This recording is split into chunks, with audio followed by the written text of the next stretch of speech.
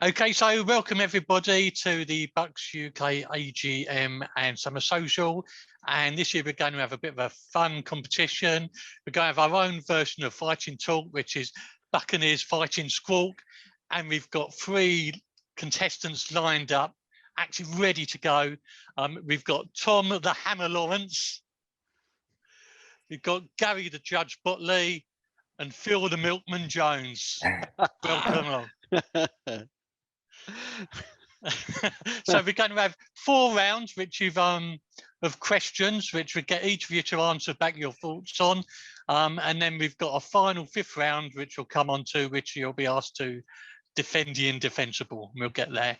We've got all of our members watching online, and they're going to be feeding in comments and thumbs up and thumb downs, boos, likes, cheers, comments back as we go. So we'll feed some of those comments in as we go. So good luck to you all, gentlemen. It's all a good bit of fun. So looking forward to see what you've got to say. And we're going to go first with Tom with question number 1, which is Brady is undoubtedly the GOAT. Now he's a Bucs Super Bowl winner. But other than Brady, who would you say is the Bucs' next best quarterback of all time? So I've been a fan since 2010. So my sort of quarterbacks that I've been exposed to as a Bucs fan haven't been the best, if I'm honest, until Tom Brady. So I'm kind of going down one of the ones I've seen, and that would be Jameis as my choice. And the reason I chose Jameis for a variety of reasons. First of all, he's the only quarterback we've ever had, the only quarterback at the time in NFL history for 4,000 yards in his first 2 years. Despite his interception and turnover concerns, he still threw the yardage he threw every single year was exceptional, really. The amount of times in the final season that he had to throw, I think he had over 600 passing attempts in his final season. I think if anyone's going to throw over 600 times, they've got to be expected to throw a few interceptions, a few turnovers. His completion percentage was always pretty good. It was always around 60% or higher. And yeah, I think even when you go through past players or past quarterbacks that I was looking through, he wasn't too dissimilar. Sack numbers were still at similar rates as sort of Dilfer and to Testaverde. And yeah, his like yardage per game was always really, really high per attempt. So I think he's always been exposed to having coaches and schemes that asked him to throw for big numbers. So I think it kind of comes with that side that he's going to make errors because he's been forced to throw. We were chasing a lot of games. I think I looked up our sort of the defense every single year that he was in the bottom half. Every single time he was quarterback. Our offensive line was always sort of in the bottom half, other than his final season, funnily enough, when he got most interceptions. But yeah, that's my choice. It's Jameis for me. Just because that's a brave run there, Tom. As someone's already put, is we're not yet onto the defend the indefensible round. But I knew it'd be controversial. I hear what you're saying. That's a good one. Gary, down to you. Who do you think's our quarterback? Just while Tom was speaking, I was racking my brains, going on Tom's theory. I go all the way back to 1985. The first quarterback I saw was Steve DeBerg. Now, he had a pretty good career. You could say Brad Johnson because he won us the Super Bowl, the first Super Bowl. I agree completely with the comment about Jameis, but I'd also throw in another name that was also a Heisman Trophy winner, that was also drafted first overall, very similar in size, and also someone who had a habit of chucking the ball to the guys in the wrong colour shirts, and that was Vinny Testaverde. The one good thing that Vinny Testaverde has got going for him, he has had the somewhat dubious honour of shaking that hand. Believe it or believe it not. They also obviously had eye problems because Vinny was well known to be colourblind. Jameis had LASIK surgery at the end of the whatever season it was that he finished with the Buccaneers. And I think that'll come back to bite us on the bum, because I think if he can actually see where he's throwing to, it might well help him a little bit. I also thought about a guy called Jack Thompson, who's got the best nickname of all time. He was the throw-in Samoan, which I thought was fantastic. But I think my answer has got to be, I've gone through just about every quarterback in the book here, But I think my answer has got to be another Heisman Trophy winner. And he was the Buccaneers' first ever quarterback. He started 12 of the 14 games in the first season the Buccaneers were in existence, played in the other 2 as well, and lost every single one. From there, went on to a stellar coaching career. So I think the GOAT of quarterbacks has got to be Steve Spurrier.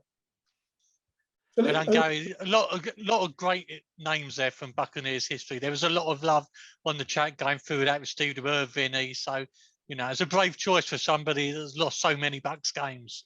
Well, there you go. Steve DeBerg had a really long career. And as I say, I've got a soft spot for him because he was QB at the very first game I ever went to back in the mid-80s. Phil, what are you up to? Where do you see our best quarterback being? I can't believe what I'm hearing here. To be quite honest, for the greatest of respect, Vinny, you used to have a great thing about saying about Vinny, you can't throw the ball while you're sitting on your arse. And that sort of applied to Vinny Testaverde. I just, you know, and I don't want to even comment about the Jameis one. But I just cannot believe that neither, I mean, I'm picking 30 and I thought there's no chance that these 2 are going to miss this one out. But there's no doubt in my mind this next best quarterback is definitely Doug Williams, without a shadow of a doubt. We have a record at Tampa Bay of giving away quarterbacks and then they go and win in Super Bowls. You know, we've had Trent Dilfer, a young bloke called Steve Young, and Doug Williams was another one. He played for 4 seasons. He threw 73 touchdowns, and don't forget when he started in 1978, we were just losing for fun. We get him, and for 5 seasons we took us to the playoffs. So we've gone from that complete joke of a franchise to go into three playoffs in 5 years with Doug Williams, and he would have had a stellar career had Mr. Culverhouse decided to open his wallet and pay him.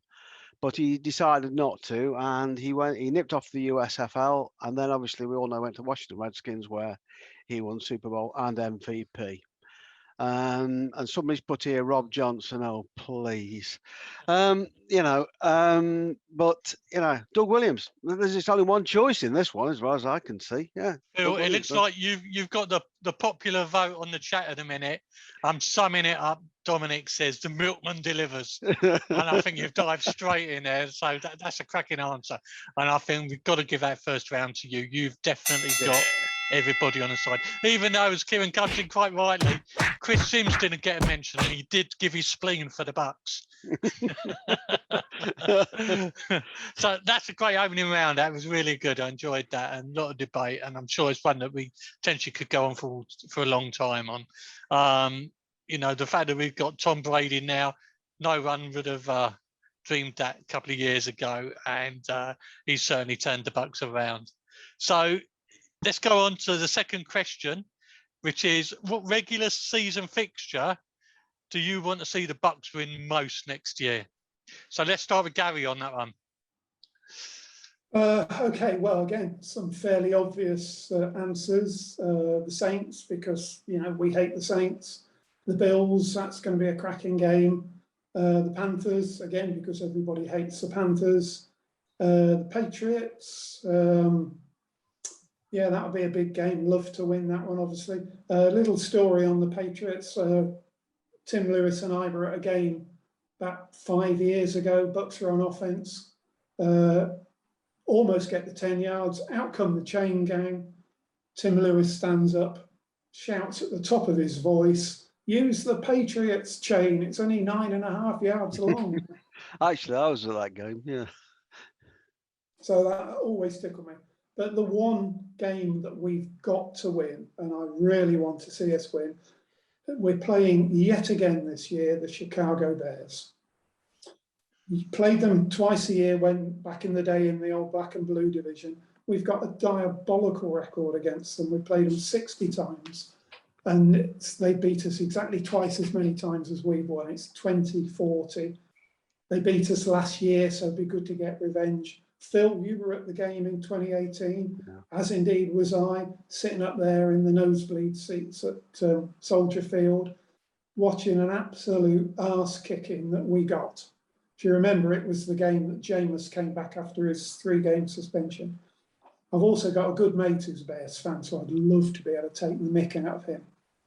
So it would be the Bears. I've mentioned a few reasons. The main reason that I want to see us beat the Bears is because if this virus will do one, and Mr. Johnson and Mr. Biden will get together and decide that we can go over, I'm going to be there. Hey, well done, Gary. Yeah, I remember I was there with you all at that 2018 game. That was a horrible experience. I actually love Soldier Field, but we've had some terrible results against them. Well, and that being probably the worst. We've had a couple of good ones. The very first game at Raymond James, I was there for that one as well. We won that one. But that one in 2018 was just an arse kicking of the worst possible kind. Phil, over to you then. Who do you want to see us beat most next year?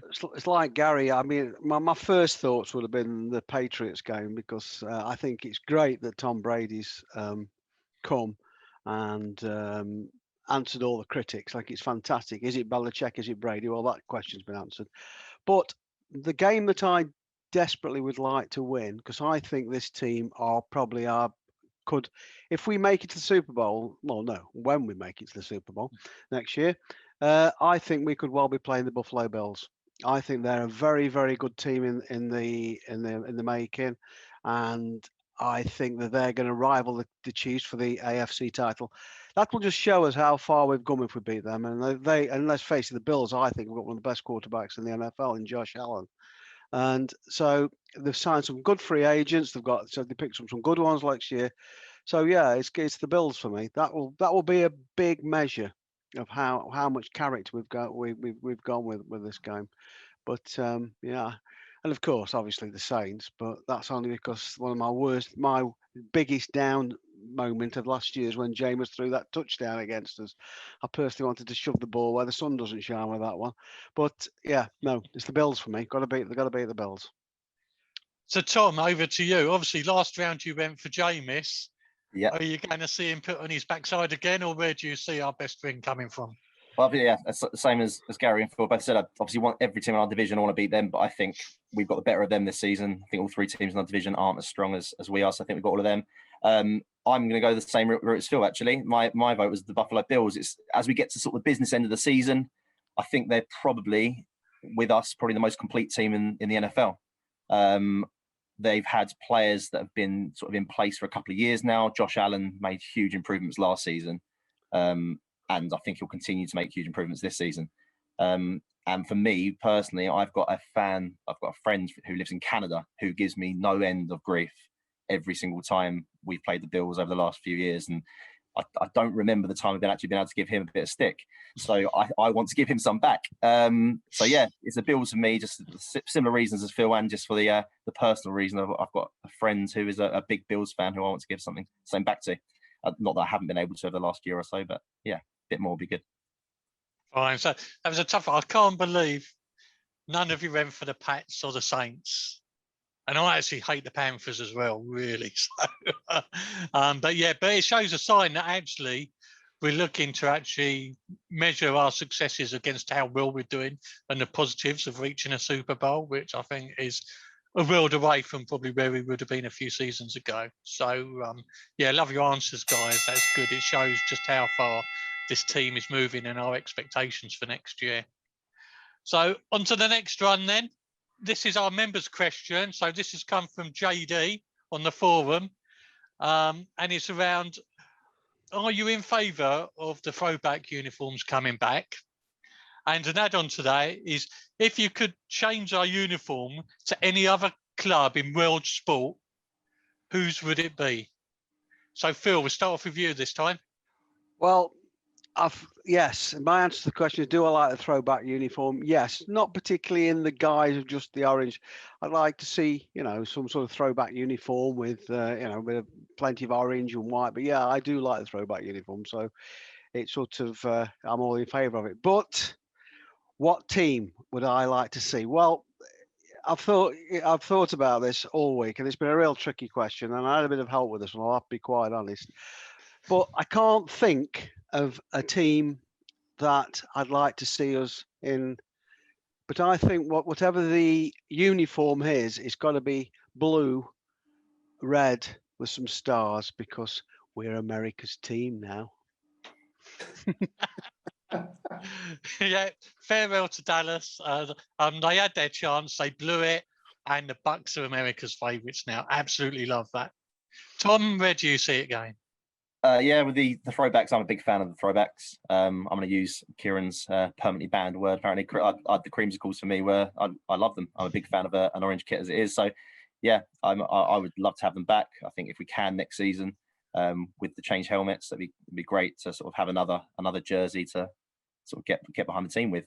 In terms of another sporting team, I think everyone would expect me who's heard me talk on the forum and things like that would be, I'd say West Ham, but actually I'm not going to go over West Ham yet, because yeah, I think that's sort of a personal thing for my football team. But I've always been a big fan of the AS Roma kits, this sort of maroon and orange, which would kind of fit in with the Bucs with the old kits, the throwback kits.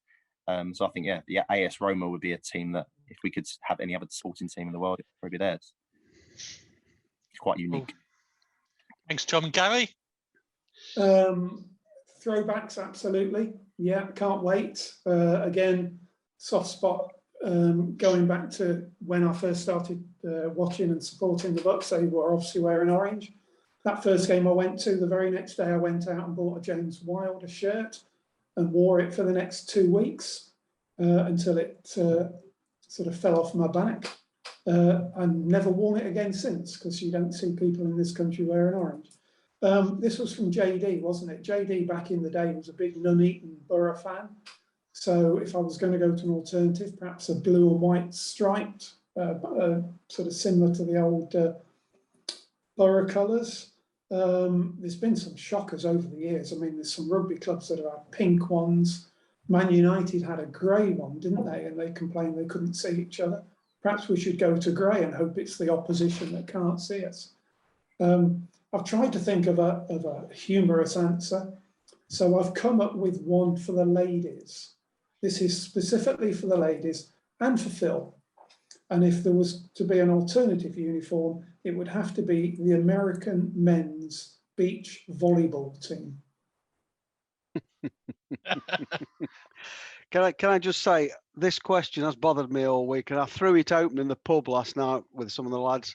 They suggested green and gold for some reason I can't even think of. Gary, as you started out there with the orange and that, I thought you were going all the way for Blackpool. Sorry, I don't understand. What's that word mean, Blackpool? Apparently there used to be a football team a long time ago. Okay. Yeah, so excellent, love it. And I absolutely love, I mean, Buccaneers, America's team. I can't think of anything better. I don't know about you guys, but absolutely, everybody loves us now. So too right. Right, and so our fourth question then, we're nearly through it.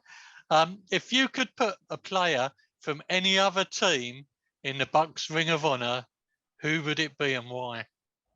So let's start with Tom on that one. Okay. So my one, it could be, again, another quite controversial one. I'm going to go for Drew Brees. And the reason I'm going to go for Drew Brees is because for 14 years, he's continually raised the hopes of the Saints fans. And he's only ever managed to win one Super Bowl. And Tom Brady turned up for a year, and he did that in a year at the Bucs.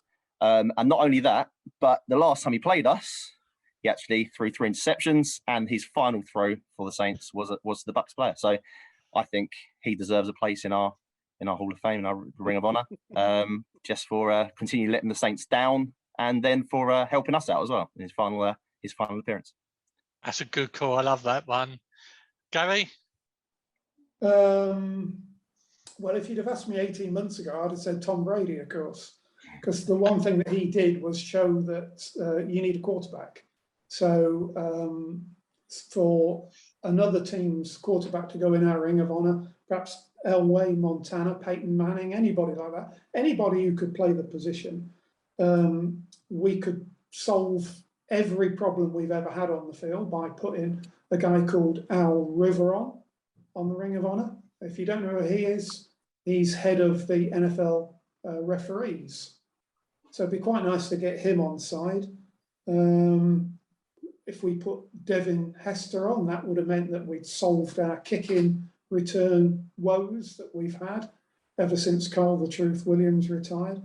But probably the one I would put on, I would answer the curse of Matt Bryant, and I would put Adam Vinatieri in the Ring of Honor, because if we had him, we wouldn't have had all the kicking problems we've had over the years, and we wouldn't have drafted Roberto Aguayo. So we could have drafted somebody who could actually play the game. That's a good call. Okay, Phil. Well, for me, somebody's already stolen my thunder on the chat room, actually, when I saw it. If I had to pick one player, it'd be Brett Favre. It's got to be Brett Favre. I mean, some of the battles that we had with him when we were playing them twice a year, every year, some of the battles we had with him were just incredible. I mean, him and Warren Sapp going at it was absolutely incredible, absolutely incredible. But he was to me, he's been one of the best quarterbacks. I think, he's always exciting to watch. He basically just led that team because he never had any superstars to throw to, did he? He sort of, and I honestly think that Brett Favre, I've got a lot of time for him. I just like him as well. But I was just thinking earlier on as well, that one player I would like to see who is a Buccaneer on this Ring of Honor, and this has been serious for a minute, is Warwick Dunn. Because not only is he our third of the best running back, but his charity work is just second to none. I mean, I was reading this article. I mean, he's still doing a very, this foundation he's got by supplying houses to, these women that have been widowed. Is just incredible, and I just think he's a role model for all sportsmen, to be quite honest. Good call. Like that. Okay. So you could say Atlanta Falcons running back Warwick Dunn if you want as well. Oh, I don't know. Could we ever have a Falcon on our board? Or I don't know. But I do like the thought of Drew Brees, and now he's helped us out really. I think that was a good one. I think there's nothing worse than nothing better than seeing Drew Brees throw an interception, is there, to a Bucs defense player? So absolutely loving that. Well done, guys. I think that was a pretty good set of questions there. We're going to move on to the final round now, which is defend the indefensible. So I'm going to give each of you a statement, and you've got to defend it with all your might, no matter how you feel about it. So we're going to start off with Tom, and ready to respond to this. So Gronk is a better masked dancer and wrestler than he'll ever be an NFL player. So he should quit now and go and host a TV show just like Aaron Rodgers. I totally agree with that. I think if you look at Gronk, you look at his wrestling career. He won a belt, he got out. It's simple as that. He completed all he needs to complete over there, and even when he left, he still held the belt when he left wrestling. So I think definitely he's easily a better wrestler than he is a tight end. And I think in terms of hosting a TV show, he'd be a fantastic host. And I do actually truly believe he would be a fun host to have. Actually, he's a personality.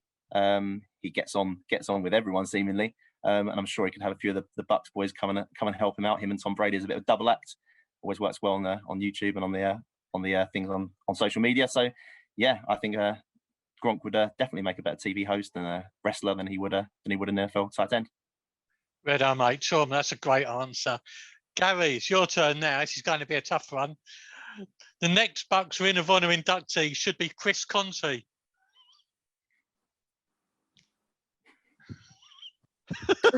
Chris Conte was the best safety this organisation has ever had.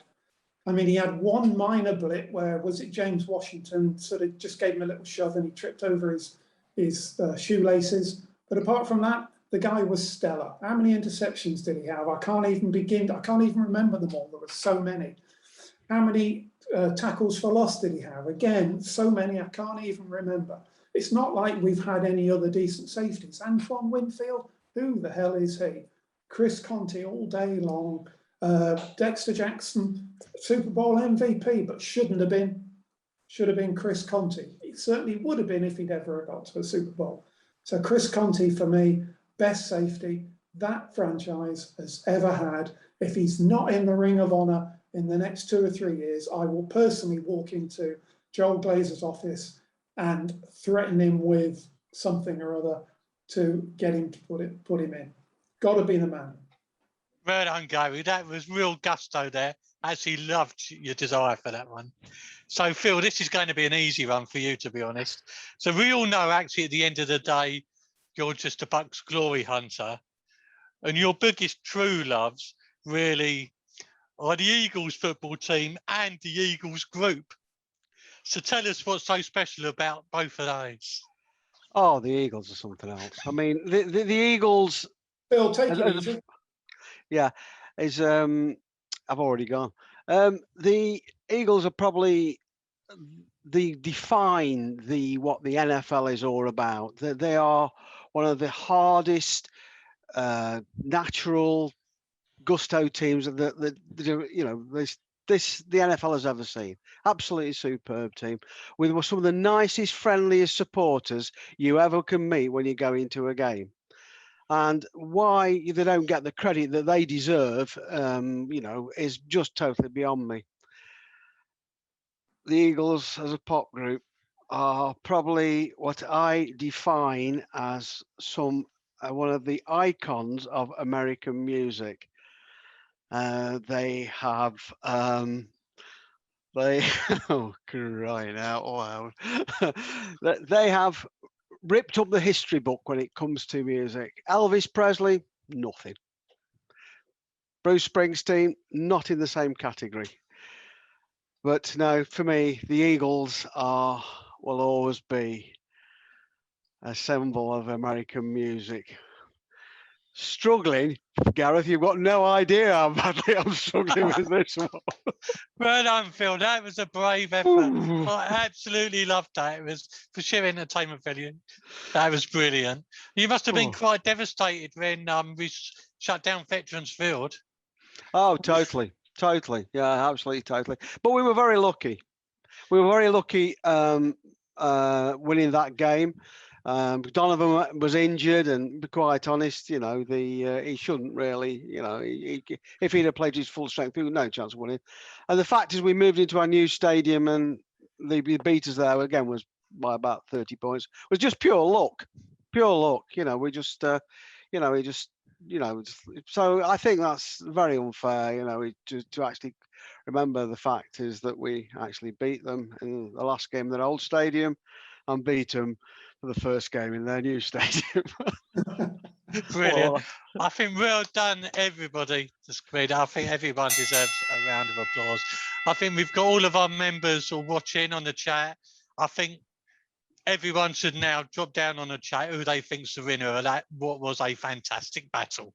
So if you want to put down who you think's won, was it Tom, was it Gary, or was it Phil?